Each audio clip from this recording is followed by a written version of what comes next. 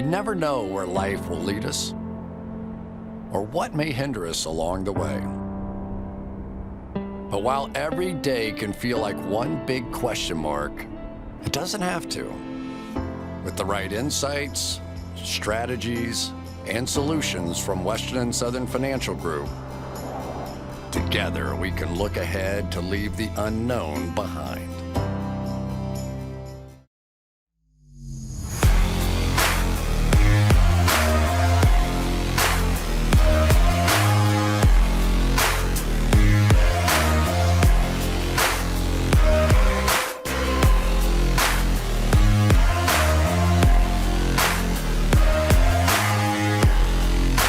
I'm never betting the Raiders again.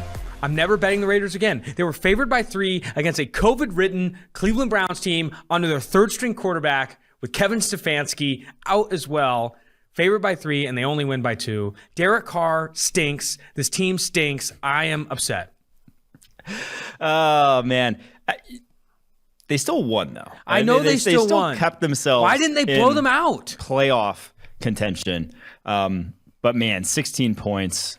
Like you said. Now, the defense, it wasn't as COVID-riddled as the offense for the Browns, but their offense has been straight up shit since Henry Ruggs got arrested, since Henry Ruggs got off the team. Like, they just do not have the explosiveness that they had early on in the season. And obviously, offensive lines in shambles, but, yeah, the Raiders, it's back to the drawing board for them this offseason. They're kind of, and we're going to get to the Bears later, but them and the Bears are in tough situations right now. Yeah. Seemingly, with like that middle ground, and now the Bears are maybe a little less than the middle ground in terms of where they're going to end up draft-wise, but that kind of middle ground where you have average talent on your roster. You don't have elite players. You don't have great draft positioning, and there's no real quick fix for where they're at. I mean, I want to spend a little time on that because I had a tweet prepped if they lost. It wouldn't have hit since they won. But I sarcastically wrote, I still feel that the Raiders are in a really good position to win with Derek Carr if they replace the right side of their offensive line, make upgrades at 3 receiving points, add 8 upgrades on starters, and get a new coach and get a new front office. That's the issue with the Raiders. The Raiders is Derek Carr is good, but the supporting cast has been bad for 20 years. They're entering year 2021 of a rebuild. They've had one flash in the pan with Derek Carr when everything hit with Michael Crabtree, Amari Cooper, a top 3 offensive line, and a defense that wasn't complete garbage. And then he breaks his leg, and they haven't been able to claw back into that because they've made bad decisions on the sideline with coaches, bad decisions with GMs, and have failed when they traded away Khalil Mack, traded away Amari Cooper to actually rebuild this team. Move on from Derek Carr, not because he's shit, not even because he's average. Move on from Derek Carr because he's one of your best players, but your roster is literally incapable of competing with him because you're they're legitimately like 16 starters away from being a legitimate team. The sad thing is here, and now they are 7-7, but they do have like a minus 80 point differential against. Like they've kind of snuck by to get 7-7. Sad thing is they should be entering a situation where the back end of Derek Carr's contract was favorable. Yeah. $22 million cap hit this year, $19.8 million cap hit next year. He like that for a starter in today's NFL is about a top 12 to, a top 12 to 10 quarterback is a good $10 million less than every other guy in that range is getting, if not more than that less. So they should be entering a window where they can make some plays. And all of a sudden they're entering a window where it's like, what do we rebuild again? Because shit, some of your best players, Max Crosby's going to be coming up for a deal here soon. Casey Hayward's one of your best defenders. He's only on a 1-year deal. Obviously you need a new receiving core. It's just not, the cupboard is empty. You got some like ramen noodles left. That's my take there though is right. Do we enter a rebuild again? Is you have to get a new coach. They're probably going to move on from Mike Mayock. They're going to reset on that side. You're going to that's going to lead to more drastic or brash decisions in the roster department. They ranked 10th in 2022 cap space available entering this offseason. They can make upgrades in free agency if they bring in someone who can identify actual upgrades. They spent big money on Corey Littleton, big money on the Marcus Joyner. They made a trade for Antonio Brown. They've drafted terribly. They need someone to come in and actually make good decisions for this roster first and foremost. But by the time it's competitive, you're going to have to pay Derek Carr again, because Derek Carr's entering the last year of his deal? And Derek Carr's not going to look for another $19, $20 million cap hit. This guy wants Kirk Cousins money. He's going to go 30, 32, 33. I think he will ask for that money, and they'll have to pay him if they want to keep him. And at that point, you re-enter the situation where you don't have a ton of cap space. You can't add upgrades around Derek Carr, and you have to hit on your draft picks, something they've legitimately proven they can't do. Mm-hmm. I will say, though, they still did win this game. And I think the other side of the ball is the one that had a lot more riding, at least for this season, because they had legitimate Super Bowl and AFC North aspirations the Cleveland Browns did. And they have a massive uphill climb. I would be floored. Yeah, I'd be floored now if they ended up making the playoffs. It's brutal in Cleveland right now. That's another team where they have a quarterback, but they're not in this situation right where they've already paid him. Like the decision on Baker Mayfield is going to be a wild one in the near future for Cleveland. Let's get to the other game as well, which was equally unwatchable. Pretty ugly play on both sides of the ball. Vikings end up winning this game, and they kind of had the comfortable lead the entire time. I think there was some fire Matt Nagy chants in the stands. You heard, I think it was one of the Barstool guys we were talking before who said, after further review, we suck. Vikings win 17-9. I think they were favored by 3.5, or I'm not sure what it closed at actually. Oh, no, it favored at 7. It closed at 7. Vikings favored by 7. Kirk Cousins doesn't even throw for more than 90 yards in this game, and they still find a way to win. Bears offense looked abysmal in this game. Defensively, it was awful. That's another team that needs a reset, but they're in obviously a different position than the Raiders in that they don't necessarily need to make a decision at quarterback. They just need to continue to develop him, but they need to throw the literal kitchen sink at propping up Justin Fields. That includes offensive coordinator, that includes coach, and then also spending where they can in free agency to upgrade this offense and really find out if this quarterback is good. Yeah, that looked like Nagy's last stand on the sideline, him just like reaming the refs. Oh, dude, he got a penalty for screaming. Yeah, that was, I'm not sure if I've seen that this year yet. A coach just getting a penalty purely for chewing out the refs as hard as he did. And obviously some frustration over how the season has gone, but I mean, look in the mirror for the frustration, for where this is stemming from, because I think I tweeted it last night. I haven't talked about this much, but they run wildcat snaps with Justin Fields at quarterback. Trey Lance has more designed runs for him this year than Justin Fields does. Trey Lance has started one game. It's like it now. I get not wanting to hurt your rookie quarterback, but the drop back passing game and how they're scheming that is also getting him hurt. Because like he's just doesn't have long enough to execute a lot of the concepts they're running. And obviously the knock on him was he takes sacks, holds on to the football, and we're still seeing that. Now, the fourth quarter was great. I mean, obviously from Justin Fields. I thought once he got into a rhythm passing, once they let him and obviously opened up the playbook, didn't have any other really options there. And obviously on the other side of the football, you're not seeing the same coverages that you may in a tighter game. But I thought he looked great down the stretch. Those are why you buy into his physical tools, what he's capable of. That's like, if you're a Bears fan, that's what you can hang your hat on. But the first 3 quarters of this game were decidedly ugly and Bears offensively. For the Vikings, still now in this race for an NFC playoff spot, I think if the playoffs start today, they'd have the 7th seed at 7-7. Other teams in the hunt: Saints at 7-7, Washington Football Team at 6-7, and then the Eagles at 6-7, all vying for that last spot. Whereas the other like wild card teams are the Rams at 9-4 and the 49ers at 8-6. I like the Vikings of that group. Of the Vikings, Saints, Washington, Eagles, I am in on the Vikings being the best of that group and deserving of a playoff spot. Now, that means they do have a tough schedule. They do have a tough schedule, and that means Kirk Cousins has to play better football, has to be more productive, and this offense overall has to be more productive. Now, they didn't have Adam Thielen last night. That's obviously a factor, but I don't think that's an excuse for 87 passing yards, man. They need to get better in a hurry if they're going to score with some of the top teams in the NFC. The team that has probably the easiest schedule going in of the teams of that mix is, I think the Eagles. Yeah, they play well. So, however you view Washington, they play them twice. They play the Giants, and they play the Cowboys at home, which could be a meaningless game positionally for the Cowboys. May not, could be though, and they may be resting starters depending on that. Saints also have a fairly easy entrance into the barn here for the last 3 games. They have Dolphins, Panthers, Falcons, so they could win out themselves. Vikings, on the other hand, they have the Packers. They have who's the other team they have in their schedule? Last 3 games. The Rams, upcoming weekend. Packers and Rams. Yes, good to get a win there, but that's still a tough schedule into the last 3 here. It looks like they may only get one more win. Let's get off these games and get into the meat of the show. We want to look at all 32 first rounders, their grades season to date, and then you're saying a 1 to 10 confidence rating. 1 being Isaiah Wilson, literally on the roof of a car at a strip mall.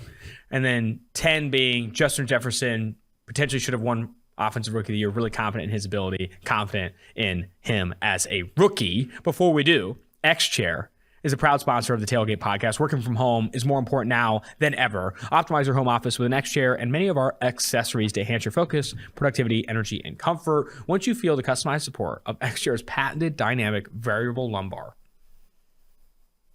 there's no going back. It's all in the LMX massage and temperature regulation, exclusively designed and made for X-Chair. With versatile comfort and extraordinary design, X-Chair fits any space. Go to xchairtailgate.com now. That's the letter X, chair, TAILGATE.com, or call 1-844-4XChair for $100 off your first order. X-Chair has a 30-day guarantee of complete comfort, and you can finance your purchase for as little as $30 a month. xchairtailgate.com. If you're watching on YouTube, check out the link in the description below. If you are getting someone a Christmas gift, and you are not at least considering the X-Chair, I think you're making a mistake. If you got someone, a loved one, a friend that sits in a chair often, I think X-Chair is something to consider. I lean back in it on Sundays. The 4 p.m. slates, usually. How'd that go? Just watch it on my computer. It's great. Do you feel the dynamic patented lumbar? I put the massage setting on. Just chill. Love that. Let's get into these rookies. Number 1 overall pick was Trevor Lawrence. Year to date, he has a 57.9 PFF grade, which is one of the lowest in the NFL among quarterbacks. He has not played all that well this year. And a lot of that has been situation, right? Urban, Bevel. He's throwing to Laquan Treadwell. It's not a good offensive line. It's played better than I think people maybe have expected, but still not a good offensive line. Where are you right now in confidence? 1 being he's Isaiah Wilson, 10 being he's Justin Jefferson. I'm going to give him a 7. That's still high. very confident in Trevor Lawrence becoming a franchise quarterback. I am not giving up on the grade's not great. There's no sugarcoating it. He has not overcome his talent level in a meaningful way. He still does miss more throws than I would hope, but I'm not going to come off my prior that much. It's done nothing to basically shake me of that. We've talked about rookie season. We said it with a lot of those second-year breakout guys. Damn near meaningless at a lot of positions. Now, when you're good, you would much rather than be good. And it's not completely meaningless. There's a much more likely chance of a guy being a bust when he's not good year 1. That's a straight fact. Because all busts, 99.9% of busts are also not good year 1. So obviously it sways the chances a little bit. And that's why the confidence level has taken off from the pre-draft, which would have been a 10, down to a 7. But I'm still not unconfident in him turning things around. I think of the rookie quarterbacks, Mac Jones has been the most impressive, but I would still take Trevor Lawrence over Mac Jones going forward into year 2. I think everyone would, right? I don't know if there's a lot of analysts that would say after what we've seen, even through this season, and as good as Mac Jones has been, I think he's the favorite to win Offensive Rookie of the Year. I think Jamar Chase would have to have an otherworldly finish to steal that from Mac Jones. I still would take Trevor Lawrence over Mac Jones. I think I sit in this 6.5 to 7.5 tier, right? Because there's so much wrong with the Jags.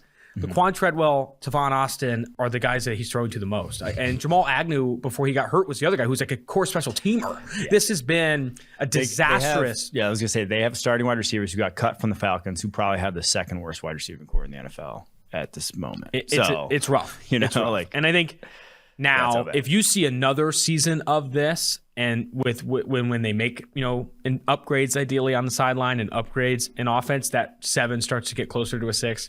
But right now, I think I'm in that 6.5 to 7 tier. Yeah. I think I'll commit to the 7 with you. Trevor Lawrence still very confident. Jags need to add a coach. I saw some rumors about Dabo Swinney. Don't go back to the college well, in my opinion. Bring in someone who can legitimately manage adults. That's all.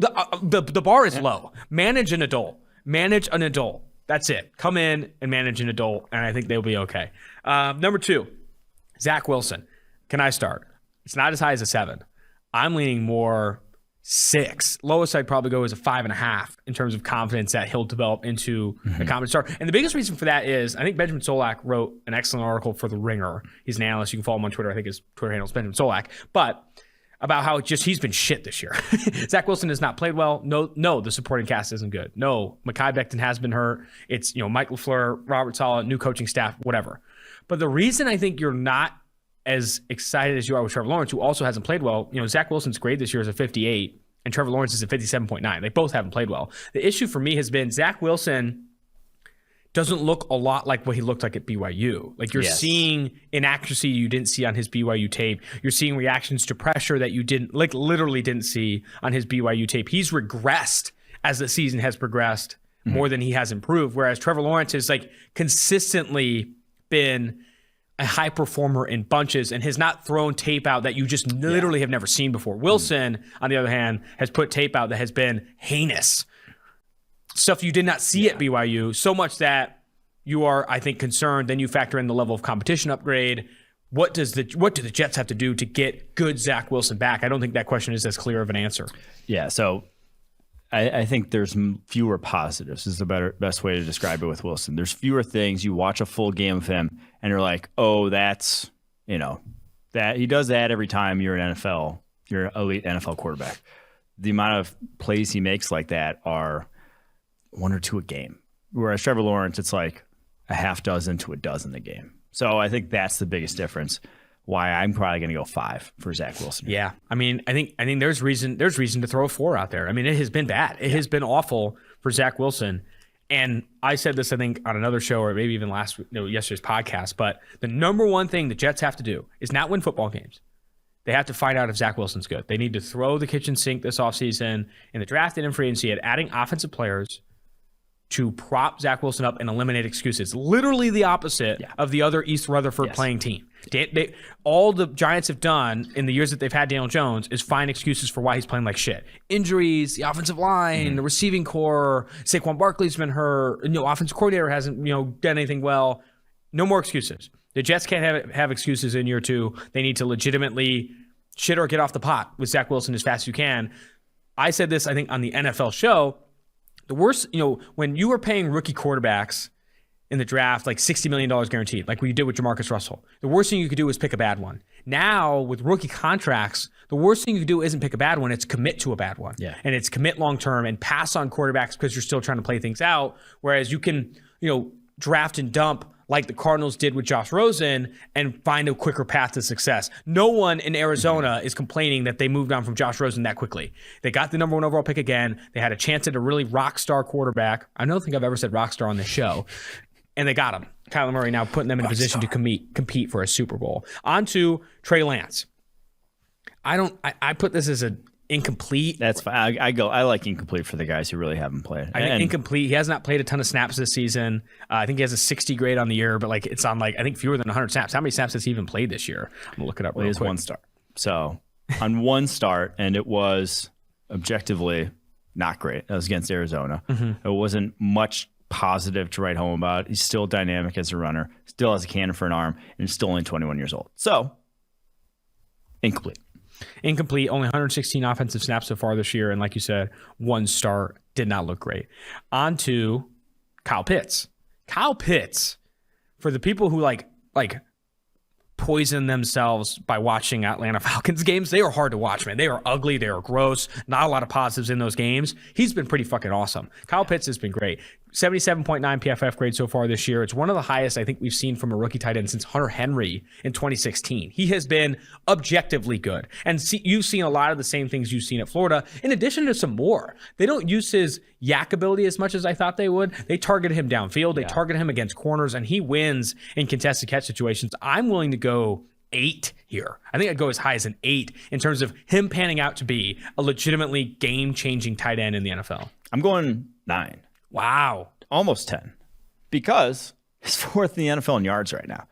And it's he is their number 1 option. Some of that's because they don't have anyone else of the top 10 tight ends in receiving yardage. He has the lowest completion percentage when targeted. A lot of that's because he gets forced the football. So, that's part of it. but the guy's 21 years old. Like we talked about this a lot. So young. He doesn't get the he doesn't get the benefit of the learning curve that a lot of people do because he's such a high pick, 4th overall pick. You expect that guy, hit the ground running, but he's still kind of adjusting to the position in a big way. Like he deserves some deference in that regard too. And for him to be this good this early, I want to almost go 10 with him. Like he's going to be there. He's about to get 1,000 yards as a rookie, as a tight end. I struggle to poke too many holes in this game at this point. I think this next guy will be interesting. I'm interested to hear what your number is. Ja'Marr Chase, who is second right now in odds to win Offensive Rookie of the Year. He had an absolutely blazing start to the season. However, I don't know if I go as high as Pitts with Chase. Okay. I like a 7.5 for Ja'Marr Chase. Better than Trevor Lawrence, or maybe even in that tier with Trevor Lawrence. I might put him at 7. I think 7, like right with Trevor Lawrence. Ja'Marr Chase has played well. Played really well. Blazing start. He's won on a very select few of routes to start the season, a lot of go balls, a lot of vertical stuff, and he's won in a lot of similar ways and dropped a lot of balls. What I want to see, when you compare his game to CeeDee Lamb, compare his game to Justin Jefferson, I want to see more variety and more versatility in how Ja'Marr Chase is winning and more consistency, right? Like he has been somewhat of a boomer bust receiver for the Bengals. He either gets open deep and catches a long touchdown or he ends up with 3 yards like he did this past week. That concerns me a bit. I still have confidence in him panning out. Similar in that Trevor Lawrence tier. I think I'm going to commit to a 7 with Ja'Marr Chase. I'm going to go 9. He's already over 1,000 yards. To me, his rookie season is a lot like Amari Cooper's rookie season, where it's like there's one problem and it's drops. Like it's like inconsistency at the catch point, whether it's drops, contested catches. That was Amari Cooper. And it really didn't matter long term. Like he figured that out to a degree. Drops have never really been an issue for him in Dallas since he's gotten there. So if we're saying what's more predictive, him being able to get open or him dropping football, it's him being able to get open. So I'm going to go 9. I think that's fair. Fine. Little difference there. Jalen Waddle. Jalen Waddle has been sick this year. Yeah. 78.7 PFF grade. Didn't play in week 15 due to injury, but he is winning exactly is how the Miami Dolphins want him to win, and they are leveraging him in that direction. I put him 7.5 as well, maybe even all the way up to an 8. I think I'll go 8 with Jalen Waddle and him panning out to be exactly the role that Miami drafted him to be. He is going to be their Tyreek Hill, Kadarius Toney type that you can get him the ball at any area of the field, within 10 yards, down 10 yards, and he's going to win after the catch and before the catch. Here we go. First one, 10. 10? Jalen Waddle's getting a 10 confidence level for me. I haven't watched him closely. He is up there with like top 15 wide receivers right in the NFL. That guy gets open at elite level. Ball skills are there. He's 12 of 16 in contested catches this year. Incredible in contested catch situations this year. He has been everything. And the only thing that really hasn't been is the deep area, and a lot of that's the offense and Tua. So, yeah, Jalen Waddle. And that's like his most dangerous thing and hasn't even been tapped into. So, Jalen Waddle, yeah, I'm going 10. I'm very confident in him. I love that. 10. Top 15 receiver in the NFL. There's going to be a few quote graphic. Put it on a quote graphic. Well, this next one, I think, is a 10. Penei Sewell. Penei Sewell has been fucking phenomenal this year. And people talked about the slow start, couldn't play right tackle, couldn't play left tackle, allowed some sacks in the preseason. He has not just been great, he has improved like every single week. And like if you remove the first 4 weeks of the season, I think he's like top 3 in PFF grade among offensive tackles. He has been nothing short of phenomenal. He showed up as a run blocker in a big way. And I think he is another really young player in that Kyle Pitts tier of age that he's only going to get better as he goes. He's not having a Tristan Wirfs-like rookie campaign, but it's fucking close. Like Penei Sewell is like tier 2 in terms of rookie seasons at the offensive tackle position. You should, I feel like a 10, 9.5 at the lowest.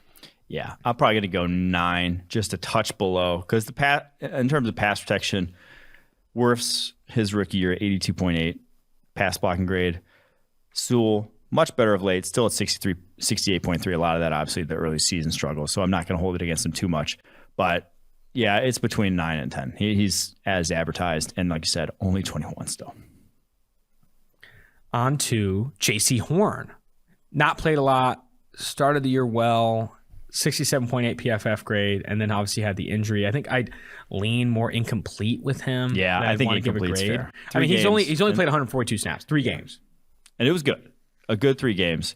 So honestly, if we're going to lean anywhere, it would be in the positive realm. It would be in the 7, 8 range. Mm-hmm. But it's just too much. 3 games is not enough to really make a sweeping decision off someone, especially when you faced the Jets, the Saints, and the Texans in those 3 games. I got another 10 next here. Patrick Surtain. Patrick Surtain is a fucking 10. He has been sick. He has been veteran so far this year. He has been, I think he's had a better season than Trevon Diggs this year. He has not allowed 100 yards in any game this year. That you probably, if you go back and look at every rookie cornerback in PFF history, there were very few that did not allow 100 yards in a single game in their first season. He's only allowed 3 touchdowns, 4 interceptions, 6 passes defense. People aren't throwing at him either. Very low target per coverage snap. He has been phenomenal. I think he's going to develop into one of the league's best at the position. I think he's one of the future stars at cornerback in the NFL. Like, he's going to enter this Ramsey, Lattimore, Humphrey tier of young quarterbacks dominating the NFL. I'm not ready to quite go that far, but I will go 9.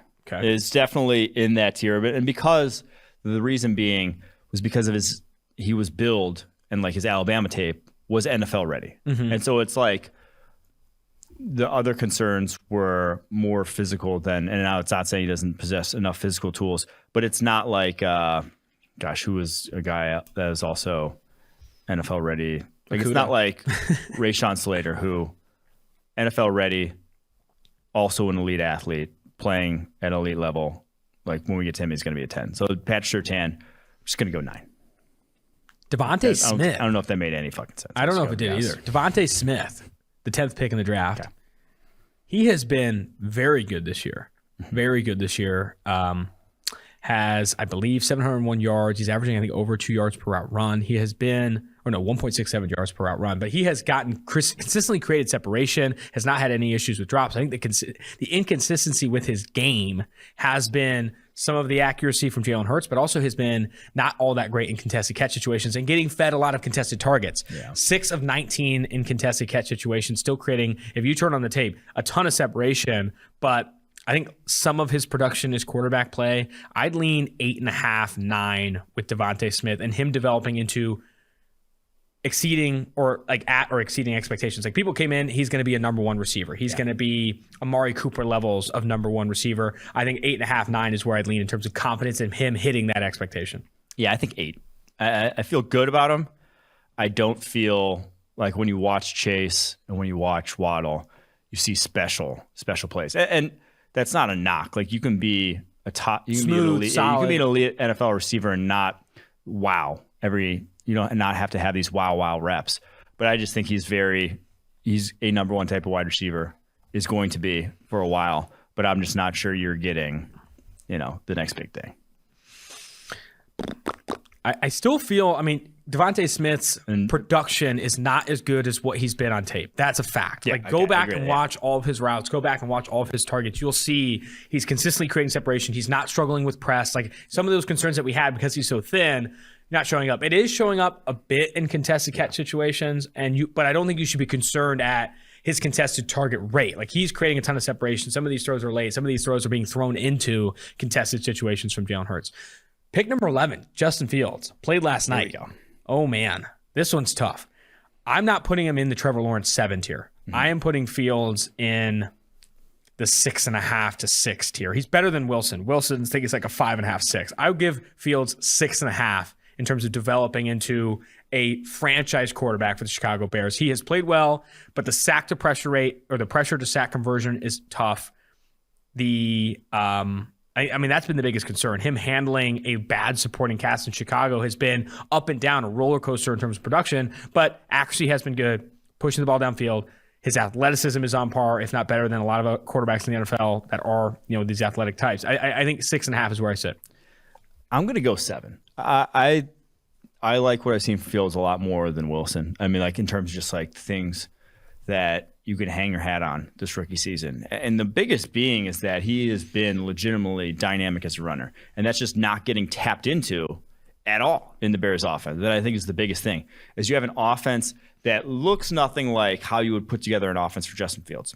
And you have plays, quarters, stretches on his tape that he looks like the Ohio State guy. Now, It's very inconsistent still. And there is still plays like the screwed up handoff or screwed up snap that he then kneels and gets hit yesterday. There were plays that just are like, what the hell is he doing, or what the hell's going on?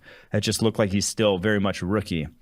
But I mean, we didn't see those last year at Ohio State. Like, those will get cleaned up. Those don't happen in year 4 or 5. That just, I mean, that never happens. We're like, that will not be the case at that point in time. So I think those things will get smoothed out. I still feel very confident, and at least the floor of Fields being quality competent NFL starting quarterback. I mean, the offensive line improves. You add to this receiving core and give him a competent offensive play caller, and I think he ascends. Like, he has the tools that the Zach Wilson conversation I thought was really good. Zach Wilson was expected to do X because you saw X at BYU. Yeah. You haven't seen it. You haven't seen X. You've seen fucking Y and trash. With Fields, you expected Fields to do X being accurate, athletic, and able to push the ball downfield. He's done those things only in spurts. Yeah. And he still needs to improve against pressure, and he still can't take the bad sacks that he does. I think he leads the NFL in EPA lost on sacks because he takes a shitload of bad sacks. But you know who takes bad sacks? Lamar Jackson, Kyler Murray. These guys that think they can do more than what Aaron other Rodgers quarterbacks can. 3 years ago. Huh? Aaron Rodgers like 3 years ago. True. Number 12. I don't know if we got to spend too much time on this one. Michael Parsons, 10. He's third in odds to win Defensive Player of the Year. He's the obvious favorite and will win Defensive Rookie of the Year. He can play linebacker. He can play defensive end. The only concern with Parsons coming out was the off-field stuff. That's the only reason, right? Like, did you have other knocks on Parsons? Like, legitimately knocks. So, like, he had a limited coverage role at Penn State, and it was TBD of how he would translate in that regard. But the dude hasn't allowed, in the last 3 games, has been targeted 5 times, hasn't allowed a catch. He broke up a pass on Kenny Galladay on a wheel route yesterday. That was gross for Galladay. There needs to be more conversation on Galladay. We don't have pods on bad players, but Galladay has been freaking horrendous this year. Yeah. But Mike Parsons, athletically, what he could do, it was going to happen. Even if it's just like, hey, have him play man coverage every time, or have him do a very limited role in coverage. We're limited in scope, and where he has to just, look at one guy or look at, a simple assignment. The dude's going to be able to execute it, because I had not seen a linebacker at that size move the way he did as a sophomore again back at Penn State. He was a special prospect. I thought he got very much overthought. And like I said, the only thing I had concern-wise was the off-field.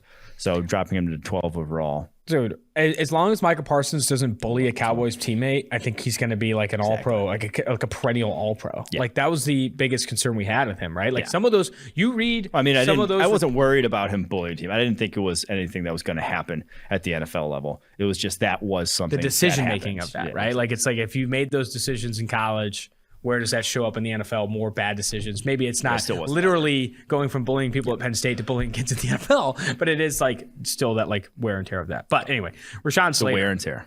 The wear and tear.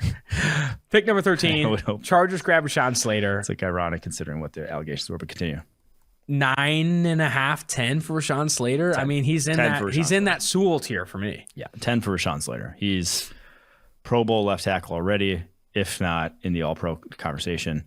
Not first team All-Pro, obviously, because Trent Williams exists, but in the conversation, probably second team. He might get my vote for left tackle second team because he's been healthy all year. Besides this past week when he got COVID, yeah, he is as advertised. 79.9 pass blocking grade this season. That's, like I said, Wirfs was just over that last year, but not a lot of guys have played at Wirfs level, so I'm very confident. NFL getting lucky with some tackle talent here. Slater, Sewell, Wirfs. I mean, Becton healthy. Rare couple years here, for sure. And then this upcoming class is also good. Like, this tackle class is also good. Ike McQuano, Evan Neal, there's a lot of freaks at that position entering the NFL right now. Pick 14, Elijah Vera Tucker. Vera Tucker has had some really, really impressive plays as a run blocker this year for the Giants. I mean, not Giants, for the Jets. There have been concerns in pass protection more than there have been as a run blocker. And I still feel that the expectations for Elijah Vera Tucker were, we're going to draft him and we don't have to draft a guard for 15 years. Like, that was what everyone talked about. Safe, high floor, productive player. It's going to happen.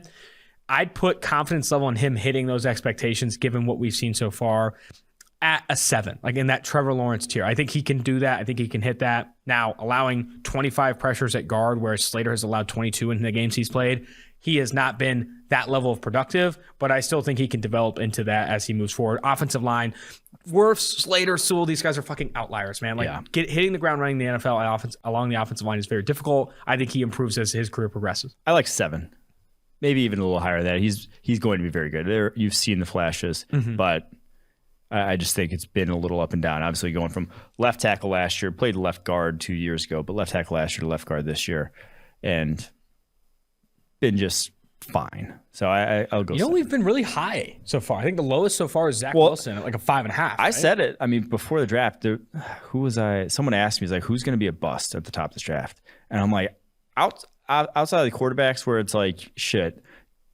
good luck trying to predict who's going to be a bust and who's not. The position players at the top of the draft were elite. Yeah. Like, it was a blue chip class at the top. I didn't think any of those guys were going to be a bust. And shit, I don't think any of them are still. Yeah. We're 14 picks in. I don't think any guy that I'm worried about.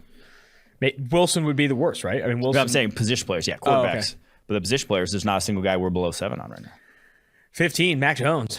81.5 PFF grade so far this year. Might finish the season with the highest rookie PFF grade we've ever handed to a quarterback since 2006. He has been phenomenal. And in terms of, I always go back to expectations, right? What were his expectations going in? To come in, operate the offense, be extremely accurate. He doesn't have the arm talent that these other guys have, but he can be on time, the accuracy, the timing, all that stuff. And he has fucking hit the nail on the damn head. Now, he still has shown he doesn't have this like Fields Lawrence like ceiling. Like, he's shown that. He doesn't have that. However, what he does have is still very damn good and winnable in the NFL. I think he's at a 9.5 in terms of what people expected from him and where he's hitting. Yeah, I think 9's fair.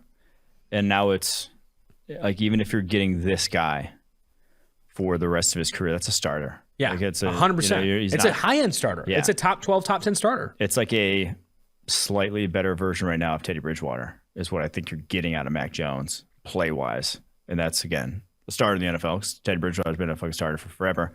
That if you're getting that as a rookie, which you didn't really get that from Teddy Bridgewater as a rookie, that's a good thing. Yeah. That bodes well for your future. So 9th highest graded pass, 9th best passing grade in the NFL right now. I wouldn't call him probably a top 10 quarterback right now. Mm-hmm. But even if, I'm trying to think, like, even if your ceiling's Kirk Cousins, which was kind of the guy I kept going back to with him throughout the draft process, that's still, like I said, a 9. He plays like this throughout his rookie contract. He will be consistently competing for Super Bowls. Yes. That's a fact. Now, the issue, not the issue, but like the challenge, the opportunity the Patriots will have, to be more positive about it, will be, how do you win with Mac Jones when you pay him $35 million? Yeah. How do you win with Kirk Cousins when you pay him $35 million? To build a roster around a guy that is limited, everyone would say Mac Jones is limited. To build a roster around a guy that's limited and paid a shitload of money is difficult. We've seen that with every team trying to compete for a Super Bowl right now. Derek Carr, Kirk Cousins, these guys that have that fringe top 12 to top 8 quarterback, but don't have the money to spend big now. The Patriots have the money to spend big now, and they will continue to do so with Mac Jones on this rookie contract. The challenge will be when he comes off that rookie contract. Pick 16, Zaven Collins. I think this conversation will be interesting. He has, in my opinion, shown a lot of what we saw at Tulsa. Now, he's also shown a lot of what we didn't see at Tulsa, like bad coverage ability I feel like overmatched at times when asked to not go in a straight line. Like, he doesn't have a similar body type. He doesn't even have a similar role, but there is like some Rashaan Evans to his game, right? Where like if he's coming downhill in a straight line, he's going to light some people up. He's going to play well against the run. When you ask him to turn his back to the line of scrimmage and rotate around in coverage, it hasn't looked all that pretty. In terms of him turning into a competent starter at linebacker, which I think what they're looking for at 16, a guy that can have high-end plays, I maybe consider him a 6.5, 7 in that tier right there. Yeah, I would probably go a 6. The fact that he's not cracking the starting lineup after basically being told that he was going to.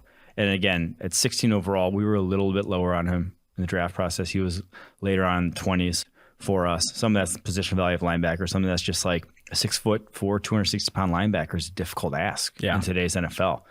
There's a reason the position has trended far away from those types of players. So you need a plan for a guy like that. We kept talking about it. He needs kind of a plan to be effective. And obviously that's not been necessarily the case with him this season with Cardinals being a backup. You're not going to scheme a situation for a backup, but I'll probably say 6 just because not cracking the starting lineup. But obviously Jordan Hicks is a fine linebacker, so no real shame there. On to 17. This is probably where the conversation starts to skew more negative. Yeah. Alex Leatherwood, Raiders first-round pick out of Alabama, drafted to play tackle, now trying to carve out a role along at guard, right guard specifically, alongside a failed tackle project in Brandon Parker. You go ahead and start with this one. Whew. This is going to be the first low one. This is going to be the first below 5 one. Mm-hmm. And it's not saying that it's over. Remember, Wilson is 1. Wilson's a 1, so we're not going that low. That would be ridiculous. I don't even think there's a 2 in this first round. But we're going 3. Yeah, we're going to go 3 for him just because that's about as low as you'll see at the position starting in the NFL. Like to even start a career off. He is the lowest graded starting guard. He's lower than even Jalen Mayfield, who was drafted in the 3rd round. And now he's playing a position that he did not play last year. Is jostled between 2 positions, but it's just been very, very ugly. So 3, but 3 is basically just like throw the rookie year out altogether. Yeah, he needs to anything lower than reset. Yeah.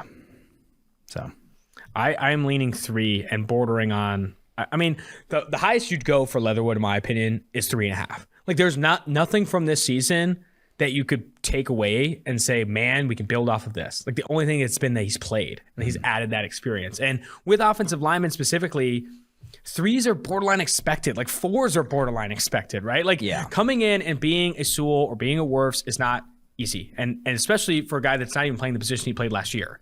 Now, some people projected him as a guard. I know Dane Brugler projected him as a guard, and he's kicked inside there. And people people had to have expected him to play better at guard, right? And it still hasn't been good. Among every rookie guard that's been drafted since 2006, his PFF grade ranks the 4th lowest. That's 115 of 118.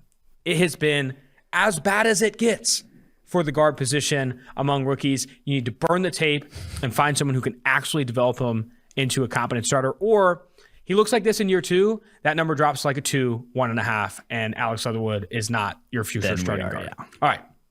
18, Jalen Phillips. We haven't had a lot of conversation on this show on Jalen Phillips. What has been your opinion of his play? You've seen flashes. I mean, the Carolina game I thought was exceptional. Now he's going up against backup tackles in that one.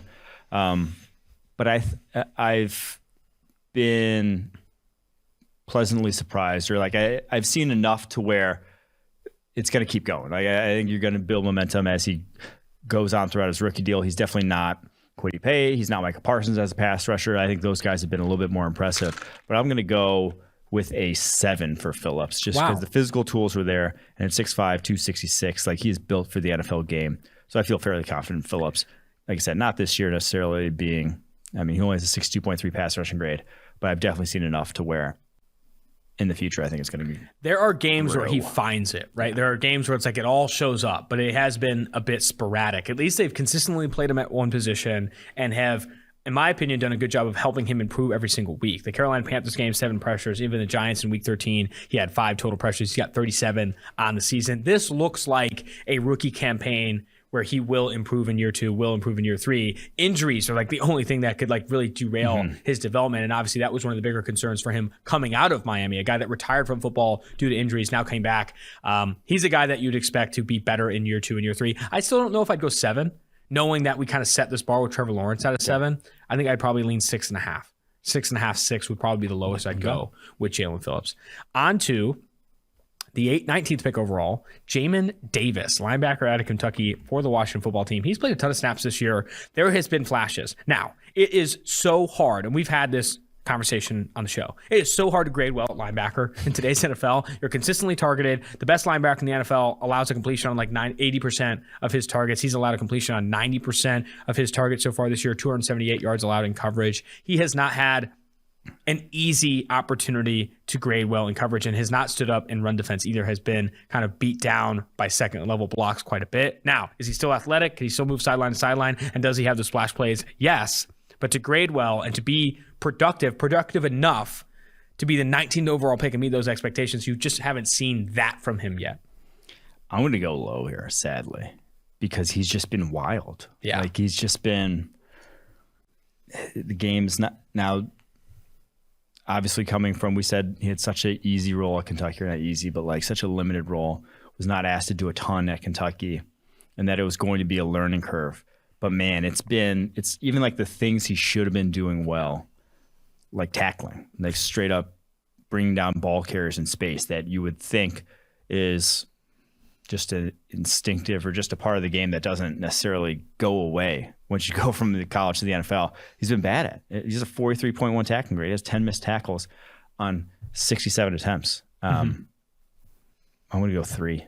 I'm just very worried about Jamin Davis. No, I'm going 4.5. Okay. I don't feel that terribly about it. Now, part of me, I think, has this track record of like these linebackers coming in and like Patrick Queen, Jordan Brooks, Devin Bush, guys have just like come in athletic and not graded well and not had a ton of production worthy of where they were drafted, right? Like that's always the thing. Worthy of the 19th overall pick at a low value position. Jamin Davis is not rising to that fucking billing. But you haven't even seen splash plays with Jamin Davis is the problem. Like Devin White, Patrick Queen, there was the one splash the forced fumble. Jamin Davis doesn't have a play with a +1 grade or higher this year. Oh my God. Really? Yes.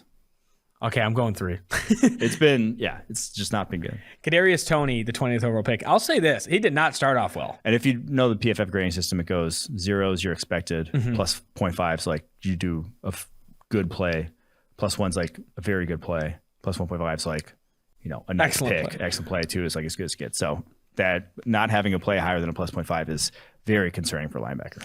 Kadarius Toney, his start in New York was not great. Like he was struggling to see the field. I think he was like off and on the COVID list.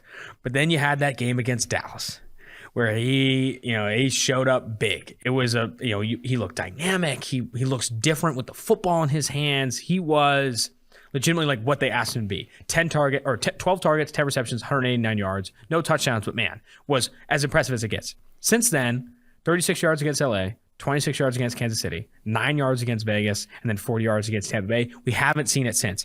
This is, in my opinion, the type of career Toney's going to have until someone legitimately factors him in as like a focal point of the offense, right? Like he has to be schemed touches. Everyone said that coming out. He wasn't a polished route runner coming out of Florida, but when you get the ball in his hands, holy fucking shit. That's what Kadarius Toney is. And I think until he develops and takes this maturation as a route runner forward, you're going to need to pepper him, scheme him, targets near the line of scrimmage, get the ball in his hands, and watch him work. And the Giants, I don't think, have done a good job of that in terms of the grade or the confidence level in him being what we expected. I mean, I put like a 9, but in terms of him being worthy of that pick, it's probably closer to like a 6.5, 7. So I will say this. This season, as a rookie, right out the gate, he is the single most impressive player I've seen in the NFL with the ball in their hands this year. Like more than Hill? Yes. Wow. The way he moves is out of this world. I think even more so than Tyreek Hill. Now, Tyreek Hill may be more of a threat to house one, but I mean, Kadarius Toney has some speed in his own right, and he just makes guys miss with ease. He broke 12 tackles on 35 catches before injury struck. What he does with the ball in his hands is nuts. It's insane. But he also is just, like you said, just a freelance route runner still. And to get those touches has to, a lot of times, like be schemed him. He needs to get paired with someone not named Jason Garrett, basically. We said that immediately when he fucking drafted him. Like, he went to the wrong spot to have a productive rookie season. So I'm still confident, though, that ability will manifest in ways, even if he's not a 1,000-yard type of wide receiver every year. So I'm going to go 8. Next guy on the list here, Kwity Paye. I'm in on Kwity Paye. Kwity Paye has a 73.9 PFF grade this year. I think that's second best behind Micah Parsons among, I think, rookie defenders or somewhere in that range. 30 total pressures on the year. He had a really good game against the Jets, 90.5 PFF pass rusher grade and 9 total pressures. He still looks very dynamic. He still looks very explosive and athletic, and he's winning as a pass rusher despite very much like still maturing from a polish standpoint with his moves. I think Kwity Paye, it's only a 73.9 grade so far this year. I think that gets better as he progresses. Maybe like a Marcus Davenport like projection in terms of development. Yeah, I'm going to go. What do you? I didn't give a number. I'm going to go 8. I'm going to go 8 as well. I think that's very fair. And now he's still not too dissimilar from the guy we saw at Michigan. Like, he's not developed a ton of impressive moves overnight. But even still, it's like you still a 73.9 grade is good for a rookie. Yeah. And for him to not have seen much in the way of development, I think it's only going to go up from here. So yes, I'll go 8. Before we get to 22 through 32, shouting out a sponsor here, DraftKings. 'Tis the season of giving, and DraftKings Sportsbook, an official sports betting partner of the NFL, is giving you a Christmas present you won't want to re-gift. New customers can bet just $5 on any of the 4 NFL teams playing on Christmas and win $150 in free bets. If they're victorious, why not win some green and put some extra jingle in your pocket? Download the DraftKings Sportsbook app now. Use promo code PFF. Bet just $5 on any NFL team to win on Christmas Day and win $150 in free bets if they're victorious. That's promo code PFF this Christmas at DraftKings Sportsbook, an official sports betting partner of the NFL. Must be 21 years or older. New Jersey, Indiana, or Pennsylvania only. New customers only. Minimum $5 deposit and $1 wager required. One per customer. Restrictions apply. See DraftKings.com/sportsbook for details. Gambling problem, call 1-800-GAMBLER. Number 22, Caleb Farley. Has not played a lot of snaps. He's been hurt. Could be an incomplete situation for Tennessee, but I think he's played 60 snaps this year. Do you want to say anything on Farley? I am worried, though. Yeah, because injuries were the biggest thing. Injuries a massive thing. Obviously, he had the back injury, why he falls to 22, had torn his ACL already his freshman year at Virginia Tech, tears his ACL in week 6. That's when it's a lot of smoke, I'll just say, for a guy who, I mean, you take the injury risk in Jeffrey Simmons and you hit a home run. You take the injury risk, Caleb Farley, that's a bad start now. Very overcomable. It's incomplete with red ink, though. But that's a lot of, incomplete with red ink and maybe a little underline, maybe a little ghoul sticker. I don't know. If we're in first grade. If we're in first grade, I'm putting a ghoul sticker next to this incomplete. Christian Darrisaw started the season off hurt. Some worrisome there for development. Didn't get into the game until week 5. But since then, dude, turn on the fucking Darrisaw tape. He has been awesome. He has legitimately improved every single week. Playing left tackle for the Minnesota Vikings. Last night, 91.6 run blocking grade, 81.3 PFF grade, highest of his career. Darrisaw is legit, dude. I am big on Darrisaw, not putting him into that Sewell Slater tier, but man, they got a slam dunk, I think, at this draft spot, right? 23, they traded back and still got a competent, what looks like to be a starter at left tackle. I think 8.5 is a good position to put Darrisaw in. I like 8. I still do think pass protection-wise, work in progress. That was to be expected considering what he did at Virginia Tech. It was like a super RPO heavy offense. He was not tested a ton, not a ton of drop back passing concepts in that offense. Much more now in Minnesota. And you saw it. Like, he allowed a couple sacks to Robert Quinn yesterday. Robert Quinn's a difficult ask for even, he ate Elkton Jenkins' lunch earlier this year. He's a unique edge rusher in the matchups and how he wins, bending the edge at his size. So I'm not going to ding him too much, but like you said, the run blocking, the games against like Carolina where he shuts guys out have been impressive. There's enough there that I'm excited about what he's done so far this rookie season. I'm big on Darrisaw. I liked him coming out. I think he's met expectations, if not exceeded expectations, especially coming back from an injury, right? Like, not given the opportunity preseason to really work through a lot of these kinks. He stepped up in a big way for Minnesota. Number 24. This one I'm going to take twofold. Najee Harris, running back for Pittsburgh. Confidence level in him meeting/exceeding pre-draft expectations, 8, 9. Confidence level in him being valuable in this pick is like Isaiah Wilson 1.5. Like, did I expect Najee Harris to come in and get this many touches and break as many tackles as he has and gain this many yards after contact? Yes. And it hasn't been that great in terms of my preseason expectations. In terms of actually being like a valuable pick in this spot, it's like 2, maybe 1.5. Like, he is not going to be. Yeah. He's going to be a starting running back for the Steelers for as long as they have him. That's a fact. He's good. He's a good running back. But the problem is at 24, like, they are not going to get the value of this pick, dude. Not at all compared to some of the other positions they could have targeted. I mean, Rashad Bateman's picked a couple picks later, and I would have rather had Rashad Bateman.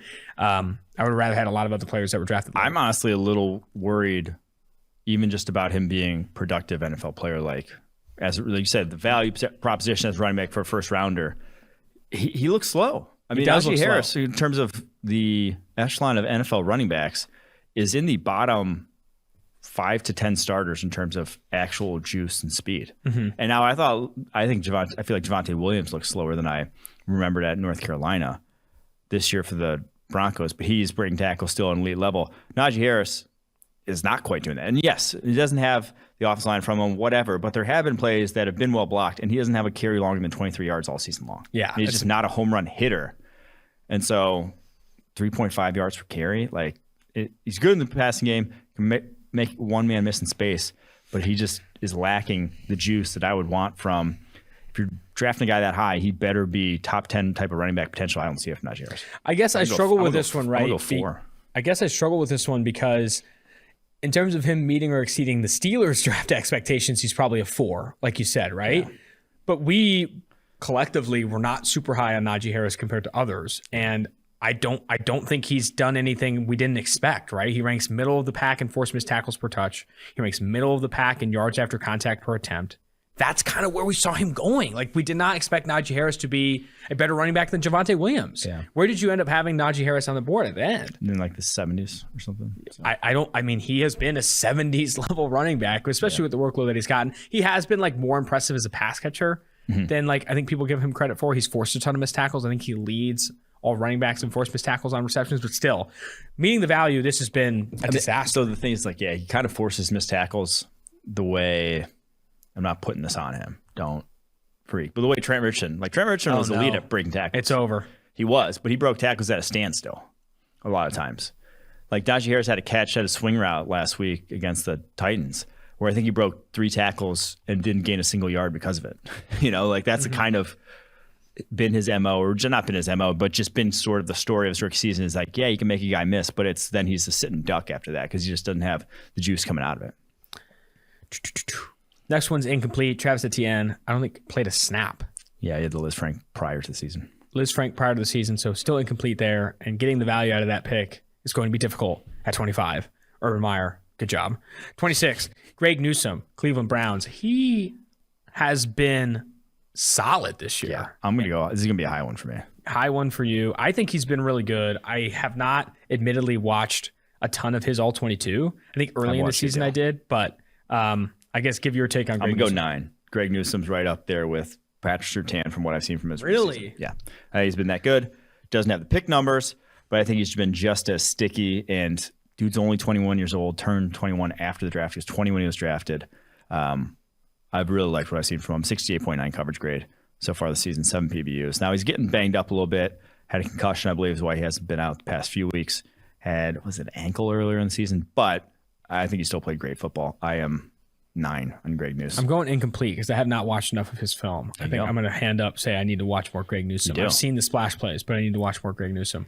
Rashad Bateman started the season hurt, has played as like kind of the Ravens wide receiver 1 since he's gotten back. And I think you've seen a lot of the impressive polish that you saw at Minnesota. There have been games, or snaps rather, that where you've kind of been impressed. In my opinion, I've been impressed with what he's thrown out. I think Rashad Bateman, I lean like 8 for Bateman here. I think Bateman has been sick this year, and I think will continue to get better as more consistency at quarterback, and also like legitimately just like has to develop and stay healthy. Like he missed it, didn't play a game until week 6 this year.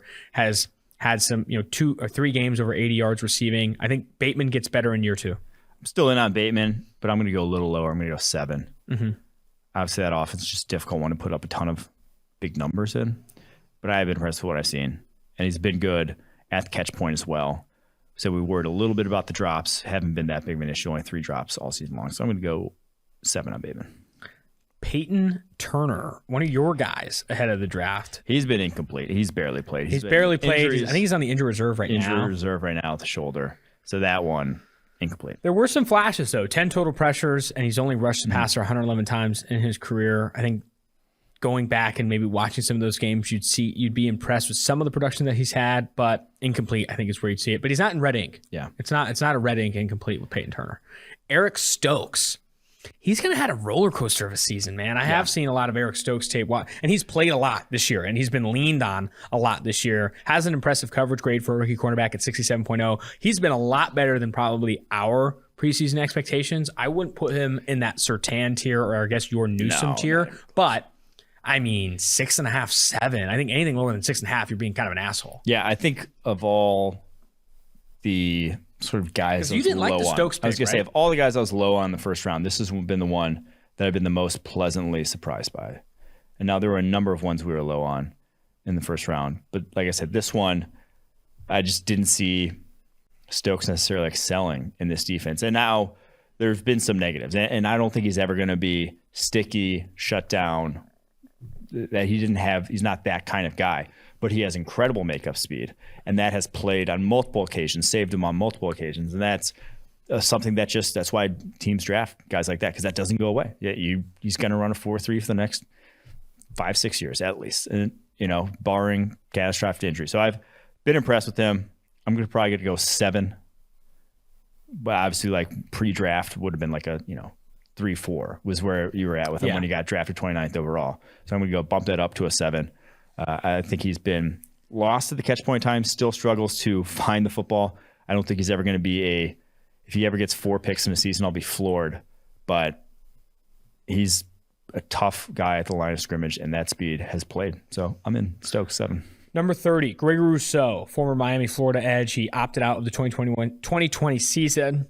Has played a ton for Buffalo this year. Was outstanding in the preseason. Had a handful of splash plays, and he has been somewhat spotty as a pass rusher. I think 8 pressures against Miami, a bad offensive line, and then 5 pressures against Miami again, a bad offensive line, and then Carolina this past week, 4 total pressures. He doesn't have more than 2 in any other game. Mm-hmm. He has, however, been excellent in run defense. I don't think that's going away. 6'6", 260. He has the frame, and I think in Buffalo, he's in a great position to develop as a run defender with what they've done along that defensive line. I think he's going to be a solid, capable starter. And at 30, that, in my opinion, is kind of what they drafted him for. Will he be this premier pass rusher? No, I don't think so. I'd put my confidence level in that probably at like a 5.5. But my confidence level in him being a capable starter, excellent in run defense, I'm leaning probably 7.5. Yeah, so of his 23 pressures, or 25 pressures on the season, over half of them came against Miami.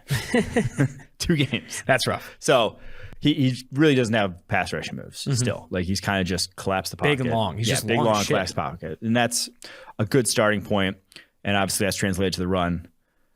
So I'm going to go 6 here. Okay. Because that's worrisome in terms of being a first rounder. Right? Yeah. So like first rounder, a good run defender is not, it's better than an alternative, a guy who sucks completely, but that's not why you draft a guy at 30 overall, is to be a good run defender. So I'm just going to go 6. Still think he could, and has the tools to, but I'm just a little hesitant to put him in the Quiddy page here.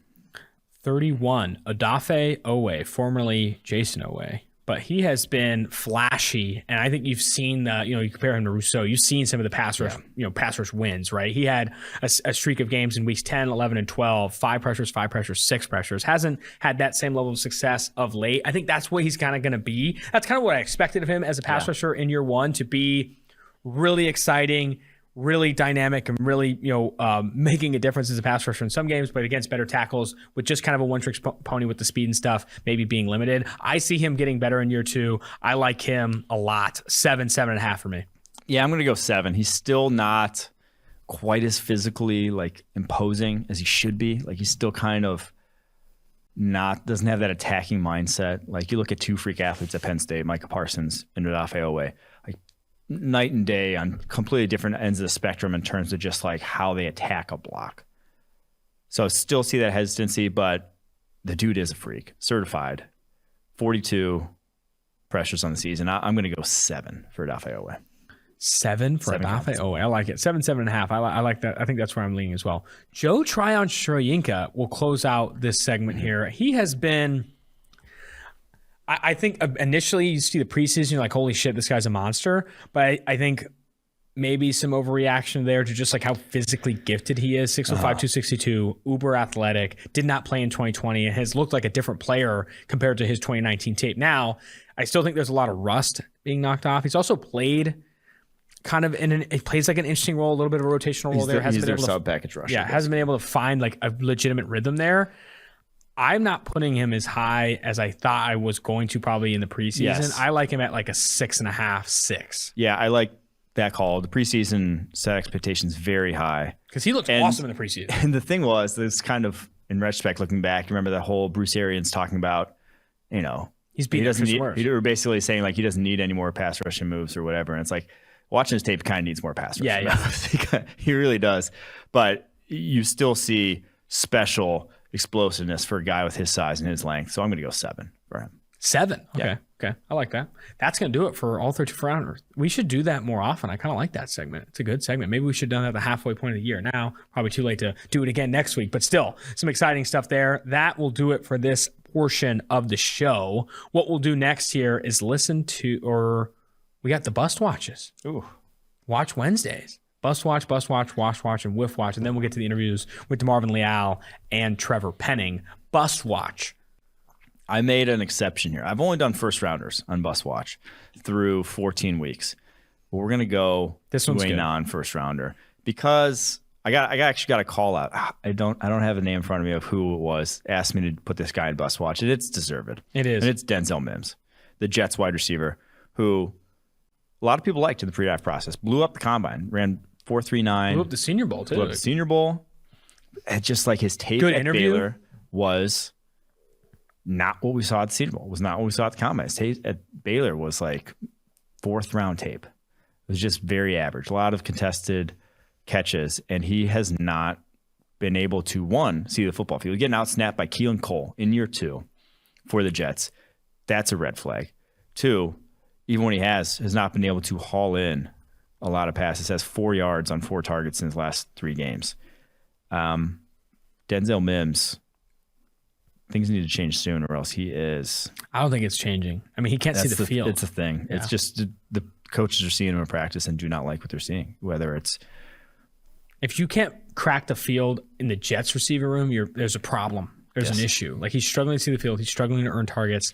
I mean, he's run more than 15 routes in each of the last 3 weeks, and he has 4 targets and 1 reception for 4 yards. It's a disaster. It's a disaster for Denzel Mims right now. I don't know if it's coming back. You hate to see it because his Senior Bowl and his comment was awesome. We had him on this podcast. I thought he was a super engaging interview. I think he's a smart dude. I don't know what the fuck's going on in practice, though. It just has not worked out for Denzel Mims. Other Bust Watch. I like this call out by you. I don't think he gets in because he doesn't have the star power, but I'm a huge fan of this Bust Watch. Devin McCourty, the safety for the New England Patriots, had another pick on Thursday night is why I threw him on Bus Watch. His 31st of his career to break a tie with Earl Thomas to go ahead of him in terms of just career picks. Now, Richard Sherman leads all active players with 37 career picks, so he's a little bit behind him. But in his 12-year career, he has been a top 10 graded safety 7 of those seasons, top 4 graded safety 3 of those seasons. Right now, at 34 years old, sits as the 13th highest graded safety, has not seen a noticeable dip in play whatsoever, really, of late. So could be playing 2-3 more years, getting that pick total up. Would that put him, if he plays 3 more productive years at this sort of level, would that put him in the Hall of Fame conversation? Because he's won 3 rings too, and had some. I don't think it will, man. I don't think it will. I just don't think he has the star power. That's right? true. Like I don't think he does. Not a lot of guys in New England. It's weird because I feel like mid 2000s New England, when it was Richard Seymour, Ty Law, Bruschi. Those were you knew everyone in their defense. Past decade, it's been Brady, Edelman, Belichick. The defensive guys have not gotten the shine, whether it's Hightower or Devin McCourty, the mainstay. I mean, Stephon Gilmore was legitimately a big Gilmore piece of that. But so Patrick Chung. I would say the thing is there's not a lot of safeties from this era. Earl Thomas might be it that are going to end up being in the Hall of Fame. So it's an interesting conversation. I'm saying past of when McCourty played. So it's an interesting conversation. I would lean probably not as well, but he has been damn He's been good. sick though. I think he's an underrated career. And what people, I don't want to say people forget, you probably remember, but he started his career at cornerback. He was drafted as cornerback, had 7 picks his rookie year at cornerback, and then got switched by Bill Belichick. He I'd be pissed if I was Devin McCourty. If I was balling out at cornerback, Bill Belichick galaxy braining him so he can pay him less just to play safety. Incredible move by Bill. Still 2 steps ahead of all of us. No, I'm kidding. It's probably not why, but he was very good at cornerback. What about when Bill drafted that Stanford safety, Jordan? I can't remember his name, but he drafted him at the top of the 2nd round, and everyone's 2 steps ahead. No one saw this guy in the 2nd round, but fucking Bill. That guy didn't even play. It was the Illinois safety. Was it? Yeah, it was. It was Tavon Wilson, maybe. No, I think it was a Stanford safety. Was it not? I'm looking at the Patriots draft history now. It'll be short-lived. It's Tavon Wilson. Is it really? 2nd round, 2012. Jordan Richards, 2015, 2nd round out of Stanford. that guy was butt cheeks. And everyone's like, he drafted Malcolm Brown, then Jordan Richards at pick 32 and 64. And I was like, oh my God, he's ahead of the game. Richards. Malcolm Brown, run stuffer out of Texas, get him. And Jordan Richards, no one really saw this guy as a second rounder, but Bill Belichick knows. Both those guys didn't even last their rookie contracts in New England. But Tavon Wilson was the one out of Illinois where everyone's just like, who? When he got picked, he was 48th overall. And then he ends up he played less than 700 snaps his entire league. Dude, I love the Patriots draft history. Yeah. Cyrus Jones at 60. Derek Rivers at 83 was their first pick in 2017.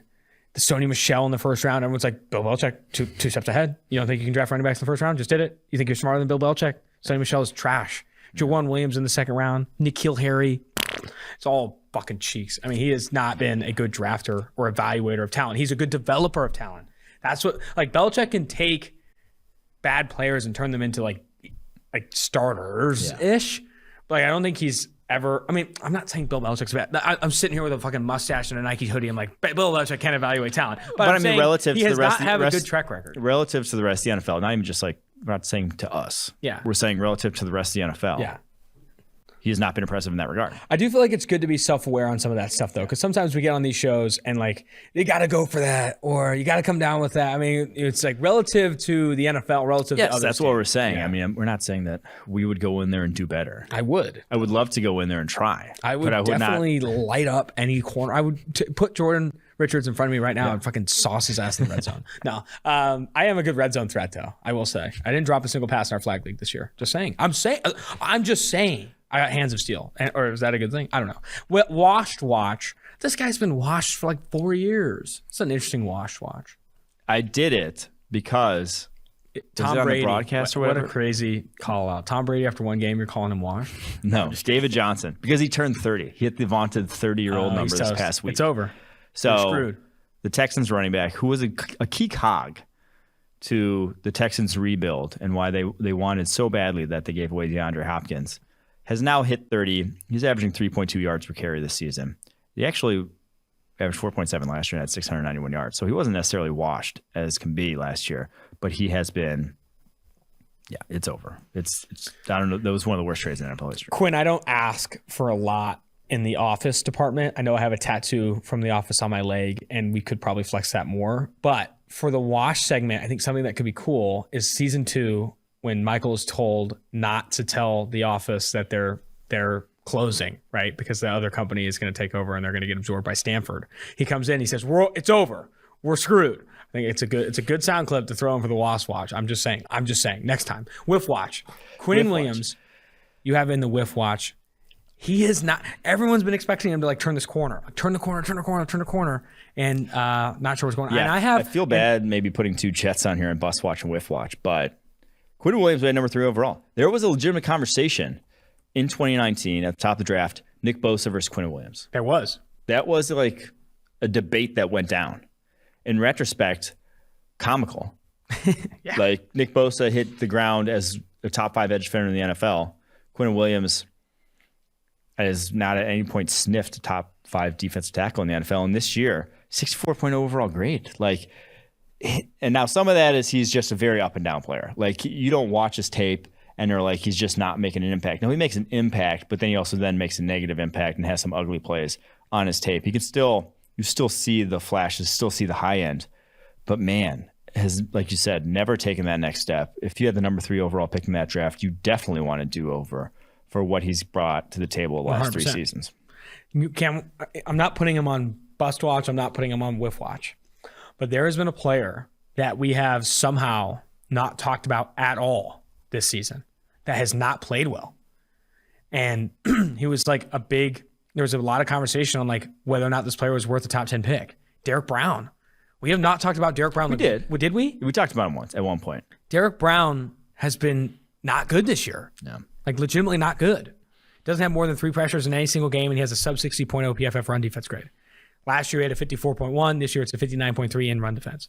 He has not been, by any sense, worth that top 10 pick. And I feel like we're just overlooking it. We're overlooking it, even though I remember having him slip outside the top 15 of a mock, and people who stand for Derek Brown want to be dead on the street. And his whole thing was NFL readiness too, because he was a senior. And it's look how physical he is. And the weird thing was always to that conversation was all his reps, all his best reps were I guess a lot of guys best reps, but he was good one-on-one. He legitimately, even at Auburn, struggled against double teams. Like, he could get taken off the ball in college against double teams. And if you're going to draft a DT top 10 for a guy who is primarily a run defender, and that's why I think why they drafted him, shit, you better be holding up to double teams. You better look like goddamn Jordan Davis does when he gets double teamed. So, yeah, I mean, Derek Brown, even as just like in run defense, even making plays, 21st among defense tackles and run stops, but a lot of that's because he was played a lot. His run stop percentage is outside the top 50 for defensive tackles right now.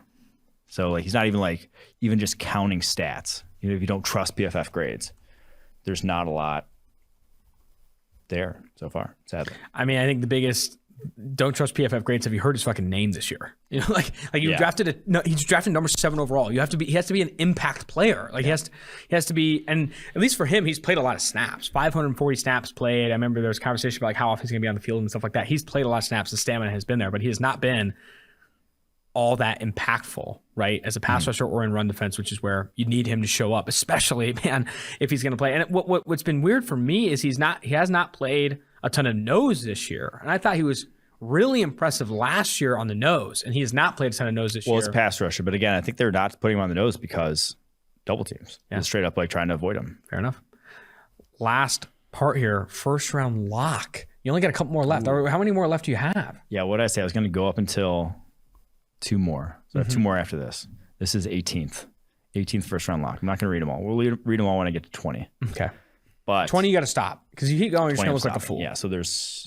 You're going to look like a fool. 21. I'm not going to look like a fool. I'm just going to miss a couple. Yeah, I feel like I'm pretty good about all these. Like I said, the one I feel probably the worst about is DeMarvin Leal. Yeah.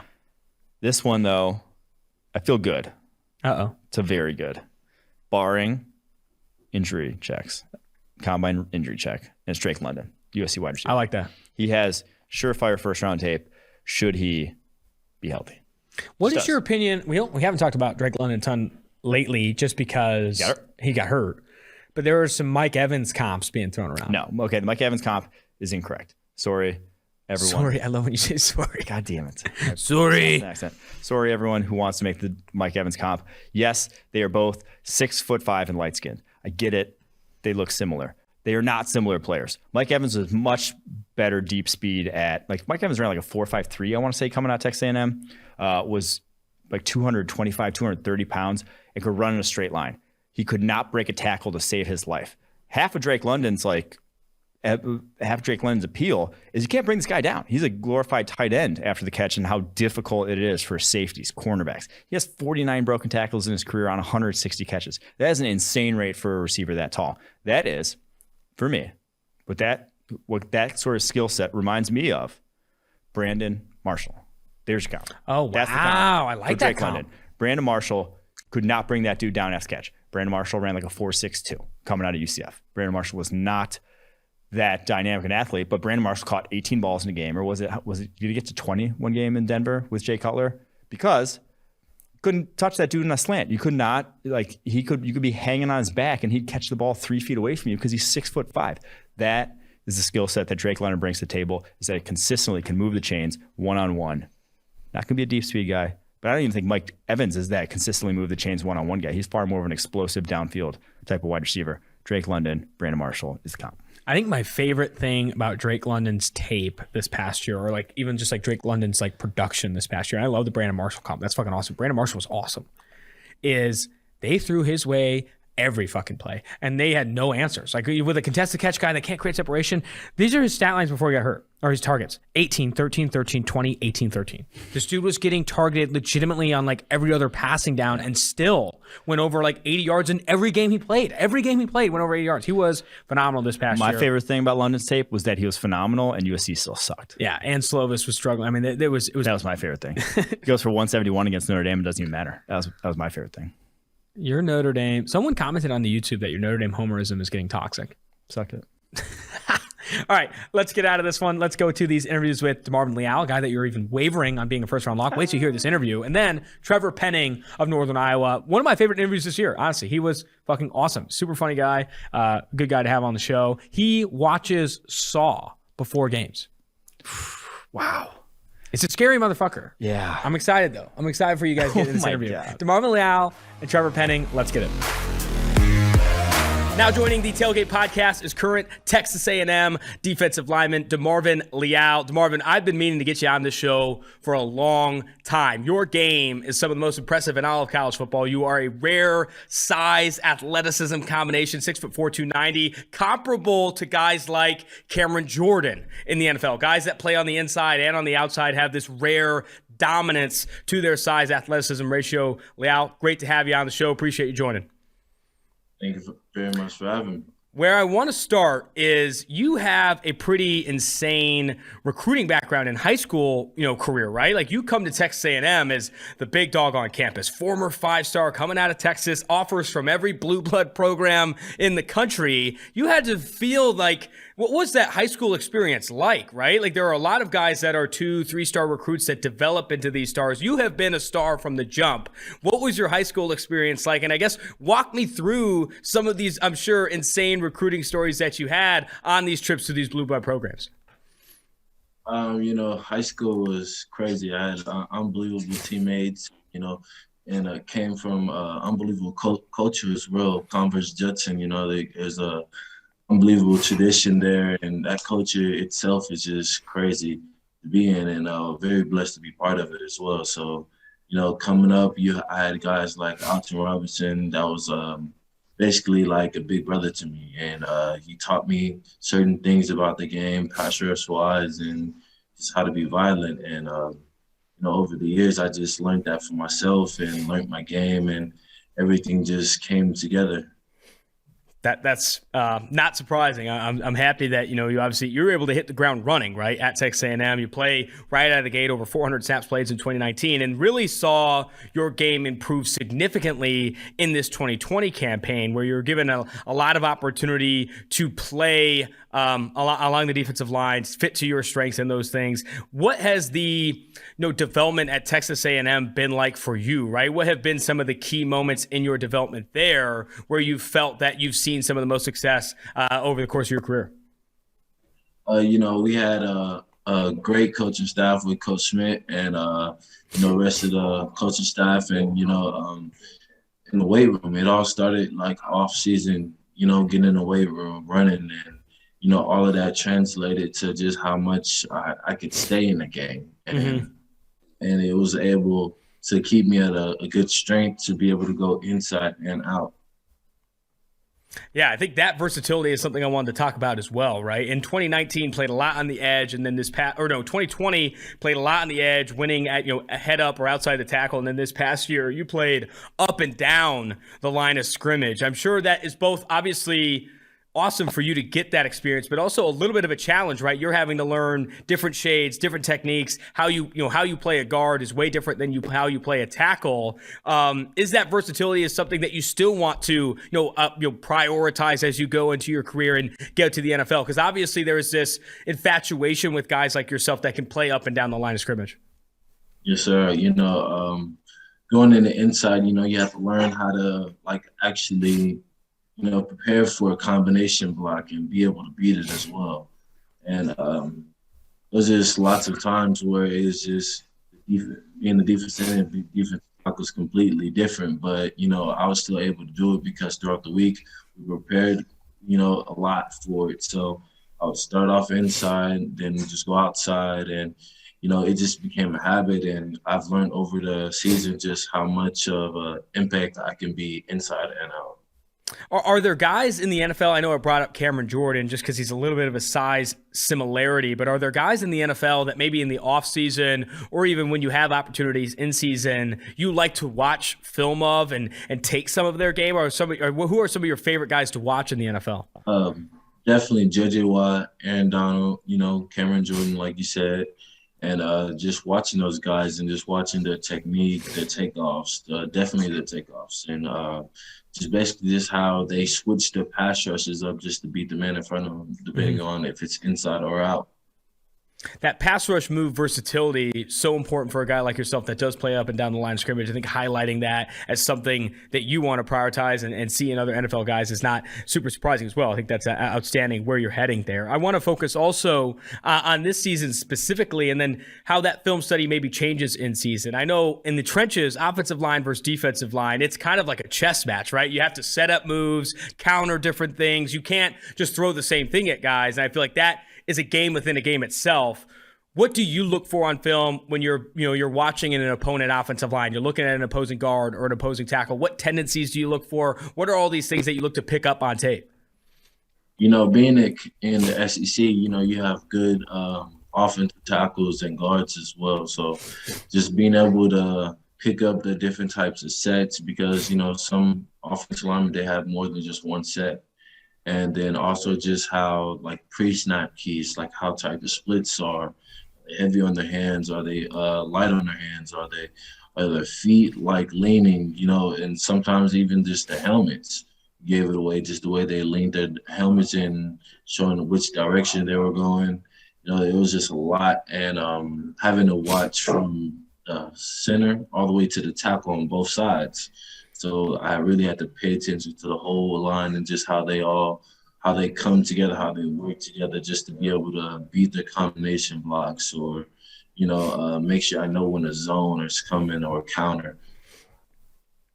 And I'm glad you brought up, playing in the SEC and getting that opportunity to go against, some of the best offensive linemen in all of college football. Are there any names, and it could even be guys that you played on your own team, right? Like Kenyon Green is another really talented offensive lineman that I'm sure you've had some battles with in practice. But who are some guys or names that come to mind when you think of some of the best challenges you've had in your college football career?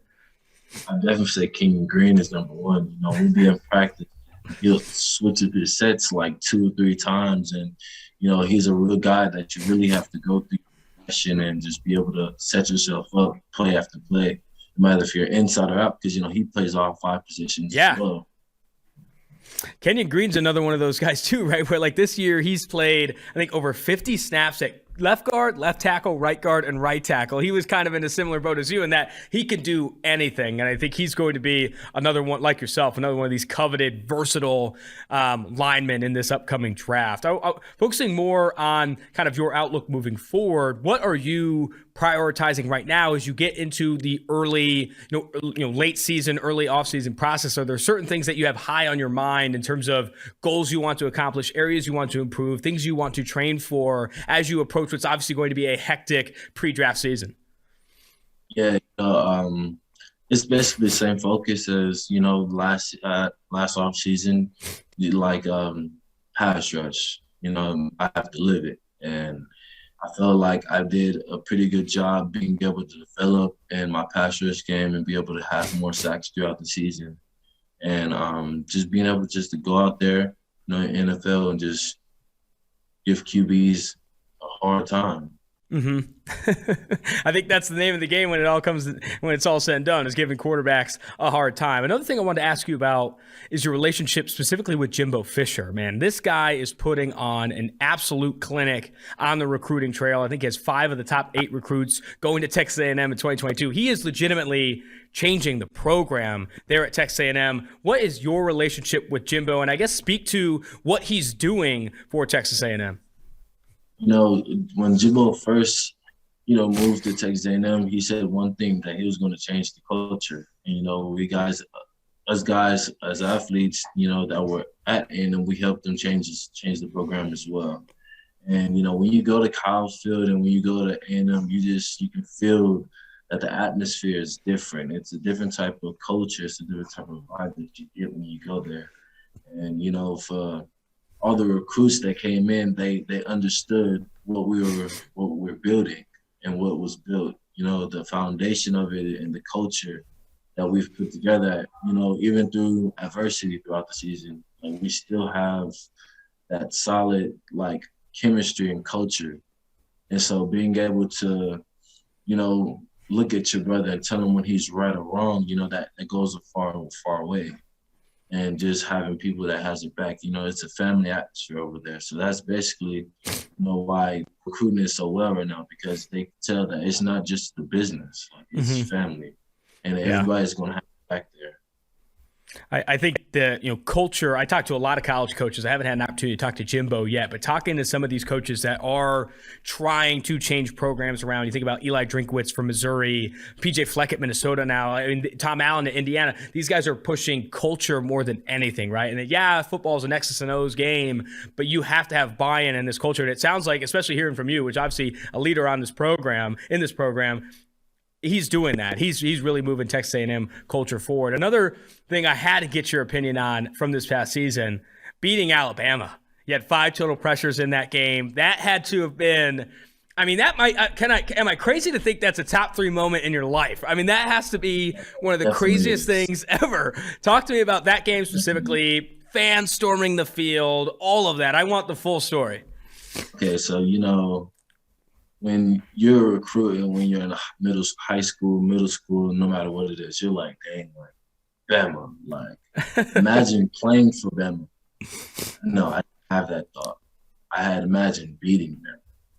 And I love that. That's why I went to AM. Like, I want to, help build something and take down a big guy, because I feel like personally that I could help contribute to changing a program and being able to become one of those top tier programs within the conference.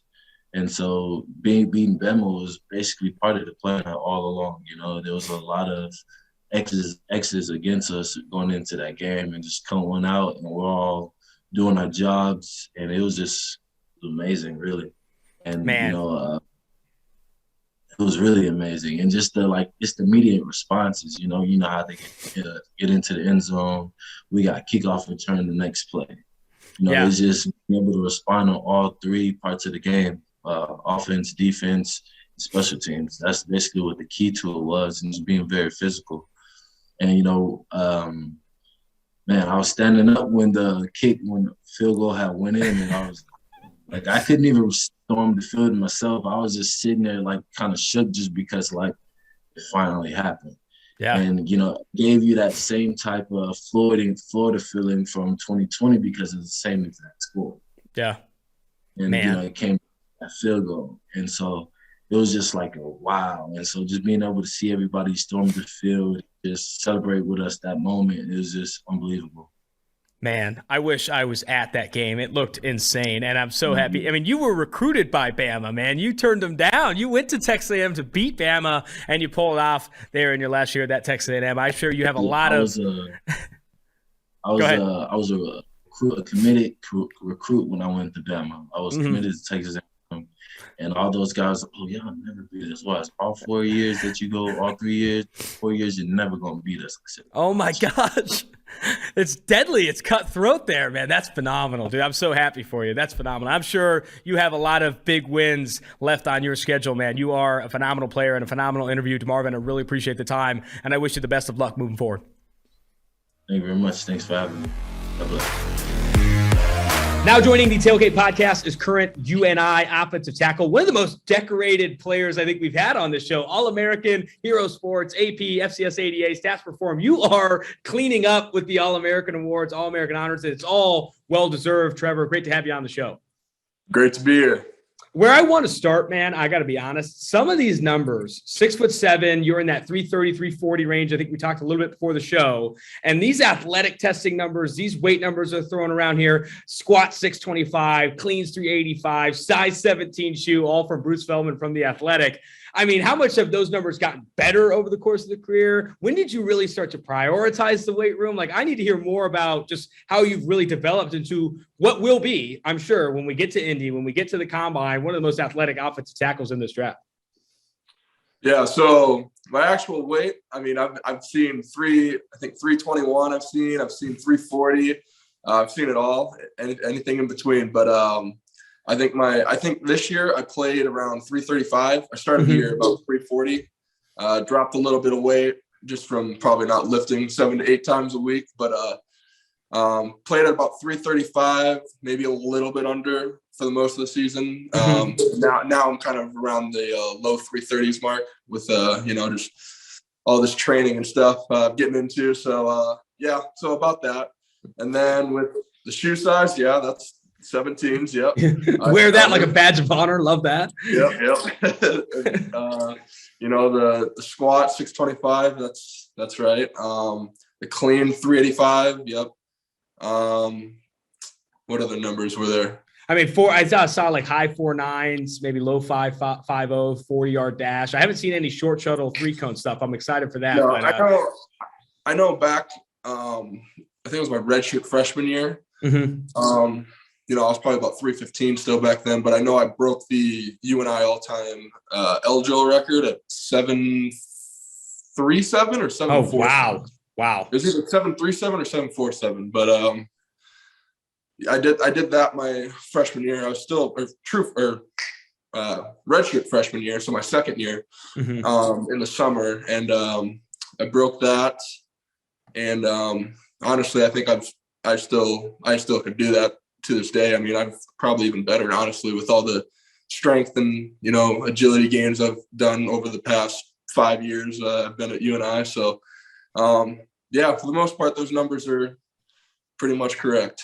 That's awesome, man. Those numbers are phenomenal. A big reason why I think a lot of people will be speaking to your name here in the pre-draft process. I want to turn back the clocks a little bit too and talk about your high school career, right? You had, I think you played a lot of basketball, you played some track and field, and obviously played football there. I think Clear Lake, Iowa is what I saw. 3-sport athlete. What positions did you play for the football team? Was it just offensive line? Did you get on the defense side of the ball? And then I need to know the type of basketball player you were. Were you down low, bully ball? I've seen the videos of you dunking. Are you hitting 3 balls from the corner? I need to know the type of basketball player you were too. Well, first things, there's definitely no 3 balls in my basketball game. I can tell you that right now. I cannot shoot a basketball. I was not a shooter whatsoever. But so the football team, I wasn't big in high school. Like I think I was 5'10", 170 as a freshman. Mm-hmm. So I grew a lot during high school and even college. But I think mostly for high school, I played tight end for the first part of my high school career. Mm-hmm. Didn't really catch the ball too much though. We ran the ball a lot, but played tight end, defensive end. I played a little D tackle, I think. So it was a small high school. It was like we're just a step up from class or 8-man football. So we were a very small high school. So I was still like one of the biggest guys on the field. I hope so, man. If you had more people bigger than you, that'd be pretty insane. No. But I played tight end and D end, I think my junior year and like sophomore year. Senior year, I moved to O-line fully. I was our pulling guard almost. Like I pulled 70% of the plays. And wing T or something, or what'd you guys run? It was wing T-esque. It was like a little bit of everything pretty much. But so senior year I played pulling guard, played defensive end also, played every special team. So then basketball, obviously played post. No other option. What else? Track. You said track. I did track my junior and senior year.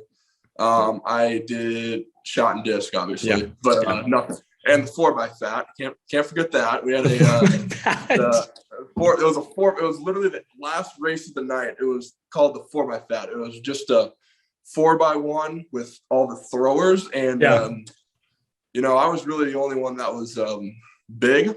Like all the other guys were like little, scrawny, like they were just throwing, just kind of to throw because we needed someone. But we'd always do that, and I'd hold my weight, I think, with running. So that's what I did. I also played baseball until my sophomore year.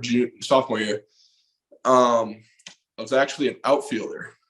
Crazy enough. But I also mainly DH though. Mm-hmm. Gotcha. But, hitting bombs off the.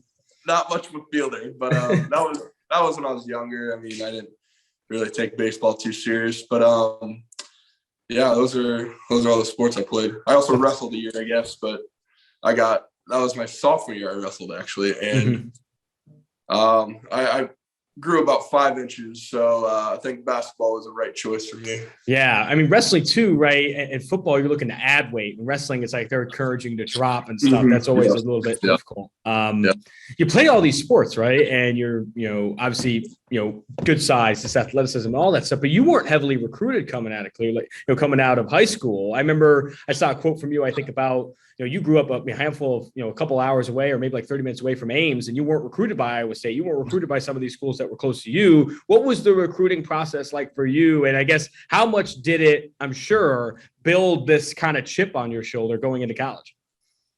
Yeah, there's not much attention. I mean, I think I got attention starting like actual like people talking to me, like Division II coaches, probably spring of my, it was spring of 2017. So, or 2016, my bad.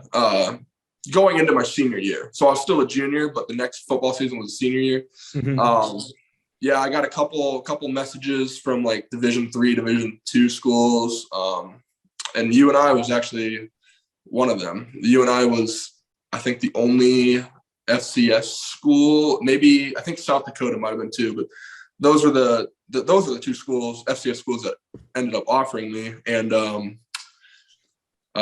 yeah, I think spring of my junior year, going into my senior year, I got some attention, and I didn't actually get offered till after my senior year, probably like, I think it was November or something, late November they offered me. And yeah, just going. I wasn't heavily recruited at all. I don't think I ever even talked to Iowa or Iowa State at all. Like they didn't talk to me one bit. I don't think I got a single recruiting visit, single message or anything. I just flew under the radar, I guess. But yeah. Somehow flying under the radar at 6'7", 315 pounds. Going into your Northern Iowa career, I think, you're redshirt, right? And then you spend like the entire year just weightlifting and prioritizing adding weight and adding strength and all that. Then you start to get some opportunities in 2019, play, I think, over 800 snaps that season. You already see some growth as a pass protector there. COVID impacted season. You only played 376 snaps. Obviously, a lot of factors go into that year. And then you look at this past year, one of the highest grades of your career, according to PFF, or the highest PFF pass blocking grade, highest run blocking grade. You really, in my opinion, put this all together. And I think it's when you look at the tape, it is a freakishly athletic, huge person that is now honing its craft, honing your craft as one of the more polished football players there at UNI, there in college football. I guess speak to how much you feel you've improved over the course of your career at Iowa. And then also, what all went into really this breakout season for you this past year, if you feel like it felt like a breakout season. Yeah, over my career, I've improved insane. Like every year I feel like I've gotten better and better and better. And I think honestly it's going to keep improving too. Like I don't think I'm even close to the surface of close to the, kind of where I can be. I think I have a ton of improvement I can do. And just going year by year, I think I've kind of proven that I can keep getting better and better. And yeah, so going back to my like freshman year, it was just it was not much football. It was more getting the right strength, because I was probably 260, 270 walking into the building. I was not nearly strong enough, I don't think. So, putting all the hours of work in the weight room and just eating right, putting all that protein in you. We had something called jungle juice, not the jungle juice you think of. I need to hear this jungle juice. What was it? Well, I did it my freshman and it was my freshman year and like a little bit of my summer going into my second year, redshirt freshman year. It's basically it's literally just whey protein and Gatorade. It's it's nothing crazy, but it's like all the skinny guys that need to gain weight did it. Like I know Spencer and Ellerson both did it because they were smaller than me, so they would do that. And some guys even have to do it for practice. I luckily did not have to do that, but that stuff you will throw that stuff up. So yeah, that sounds like a death sentence. I mean, it sounds worse than the jungle juice people cook up in the tubs. That sounds heavy. No, that'll sit in your stomach like a rock. Oh, no, man. It does. Because Yeah, because we would drink it during workouts and stuff, and it would just be like, ew, stomach's kind of feeling it a little. But yeah, but I think that stuff and eating right, I think that's definitely helped me, make all these gains in the weight room and on the field even. So, my freshman year was basically just all just weight room and building strength and muscle. And, going into my first spring was kind of when I got introduced to kind of knowing the playbook, playing actual football. And, so I think over the years I've gotten better every year. I think I got tons of improvements and, Speak to a little bit, I think the jungle juice is phenomenal, but I'm sure you're also a technician in the film room. And I'd love to hear kind of what your process has been and how it's improved when you're looking at an opposing edge rusher or opposing defense, what tendencies you look for, and I guess how much you factor that into your preparation in a game week, how much you prioritize film work. Film work's huge for me. I mean, it has to be. You have to be able to, know your opponent, the guy lining up across from you, along with knowing the defense they run. Whenever I look for in a defensive lineman, a defensive end specifically, at first I want to know what they're doing for pass, because I think that's kind of the thing that is most important to me that I need to know. So I need to figure out whether they're a bull guy, a speed guy, how much they weigh, what's their size, how twitchy are they, all of that kind of stuff. And that was a huge thing I would do before, like literally the day after our games. Like it'd be like Monday or Sunday or Monday. I would go on my phone. We had a app that we could watch our film on, and I would scout the DMs, make some notes, do all that. Also figure out kind of what defense they play. Are they an odd front, even front? How do their safeties play? How do their corners play? Mm-hmm. Just all of that really was very important. And, that was, I think a real big part of my success. I want to talk a little bit about how you're preparing for the Senior Bowl. I know you accepted that invite, and that I'm sure you're well aware, and everyone in your camp is well aware, such a huge opportunity for guys like yourself coming from FCS programs that could go to the Senior Bowl and go against these Power 5, some of the top players in the country. Before we get to that, I got one more comment on this past season. I was reading an article, and I got to read this quote to you, and I need this reactions. This is from your offensive line coach, Ryan Clanton. I already know what it is. I read this, Trevor, and I'm like, what the hell is going on? Should I be worried to talk to this guy? You sound like a serial killer in this quote. Well, I'll read it to you right now. We treat him like a mythical creature. He watches Saw on his phone before games. We treat him like Bigfoot, and we don't look him in the eye. Should I be scared? That's the question. Should I be scared? Walk me through why you watched Saw, which is a great film. It kind of got destroyed with the series with how many movies they made, but the first one was good. And I guess why are people talking about you as a mythical creature? I need to know what Clanton's talking about here. Well, the Saw thing first. The Saw thing was like kind of what was it? We had a game. So it was Halloween. Halloween was on a Friday night. Okay. Or no, Thursday night. It would have been a Thursday night. It was Halloween. And I was like going through Netflix, and I was just like, oh shoot, they got Saw in here. I've never seen it before. I've always wanted to see it. Watched it. It was great. I watched it and stuff. So I was like, shoot, I want to watch Saw 2 and 3 and all of them. I watched that for the bus ride because we had to go to Illinois State and Normal. So that was like a 5-hour bus ride or so. So oh my gosh. I had it on my phone. I was watching the second Saw, and one of our center at the time, he was sitting behind me. He looks at my phone. He's like, "What are you watching?" I'm like, Saw. And he's like, "Oh my God, you're a psychopath." I'm like, "What?" I mean, like, it's not a big deal, but then he had to tell everyone, and it was like the funniest, like inside joke almost. And so that's what that's from. But I did watch like I think 5 Saw movies on that whole trip. So I watched. Oh my gosh, you grinded those out. Yeah, well, I watched them on the way there. Then after the game, I watched like another 2 or 2.5. I think it was. I finished it at home or something. But I watched that. So that's where that came from. Bigfoot, I don't know. Bigfoot maybe came from, I mean, I wear size 17 shoes. So that's it's true. It's true. I'm just kind of a giant human. But what else? Like mythical creature? I don't know. Just I guess I'm a scary guy. It feels like it was overblown, right? You read that quote and you think like you headbutt lockers before games and shit. And it's like, but you sound like a nice guy, Trevor. I gotta be honest. You sound like a nice guy. I'm not too worried. I'm gonna look you in the eyes and I feel pretty good about it. Let's close with this. Go ahead. I think that he definitely blew it out of proportion. But, I think he apologized to me for it because he was just like, by the way, I'm sorry for that quote or whatever. Like it kind of just came out. I'm like, that's all right. It doesn't bother me. I don't think it'll be the last you're hearing of it, right? I think the Senior Bowl will pick it up. I heard on the NFL Network broadcast. I think that one's going to run pretty rampant. We'll close with this, Trev. I don't want to waste too much of your time. I really appreciate you jumping on.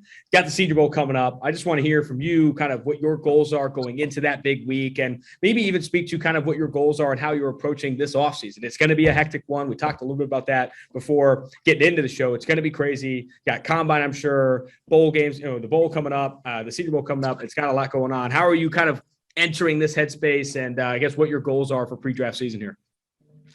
My goals going in are just honestly get drafted as high as I, pretty much can. So I want to absolutely, dominate this process as I think I'm able to, being able to do. So, going in the Senior Bowl, I know I've started prepping down in Frisco, Texas here last Wednesday, and just getting ready for that Senior Bowl. I think that's going to be a big part of, my draft stock. I think, going down there and showing I can compete with all these FBS guys, whether it's SEC, Big 10, Big 12, showing that, I think that can really help. And, doing that, doing some stuff down here that will help me, prepare for that is definitely great. And I think, going into it, I should be able to have full confidence going into it and being able to just play my kind of football. Love that, man. Well, I wish you the best of luck moving forward. We'll be down there at the Senior Bowl. Maybe we'll catch up in person, watch some Saw movies together. But Trev, this has been fantastic. I really appreciate the time, and like I said, best of luck moving forward. Thank you. That's going to do it for this episode of Tailgate. Make sure you rate, review, and subscribe to the podcast. Until next time, Austin Gayle, Mike Renner, Tailgate.